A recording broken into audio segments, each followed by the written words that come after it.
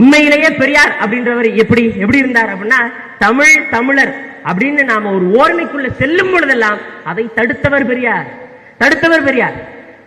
முதல் கட்ட போராட்டம் வெற்றி நிலைக்கு போது, இந்திய எதிர்ப்பு போராட்டம். உடனே போய் ஆதரவு தெரிவித்தார். அடுத்து 2வது கட்ட போராட்டம் 1965 நடக்குது.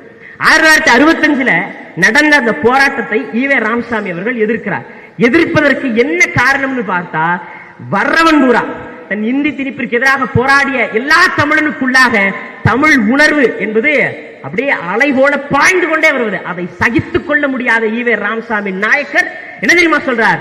இந்திய எதிர்ப்பு போராட்டம் என்பது ஒரு காலித்தனம் பதிவு செஞ்சிருக்கிறார்.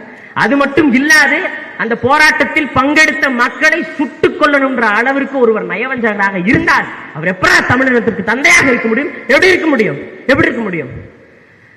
தமிழ்நாடு தமிழருக்கே அப்படின்ற ஒரு கோரிக்கையை வைக்கிறார். பிறகு என்ன பண்றார் அப்படின்னா, அதே கோரிக்கையை மாத்துறார். என்னன்னு, திராவிட நாடு திராவிடருக்கே அப்படின்ற ஒண்ண மாத்திடுறார்.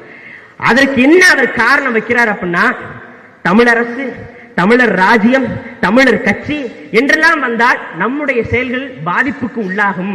ஆதலால் தமிழர் என்று பேசுபவர்கள் கருங்காலிகள், பித்தலாட்டக்காரர்கள் என்று பதிவு செய்கிறார். அதற்கு நம்முடைய தாத்தா கியாபே விஸ்வநாதன் விடுதலை பதில் சொல்றார். ஏன் நீ கேரளாவில் போய் சொல்ல வேண்டியதானே?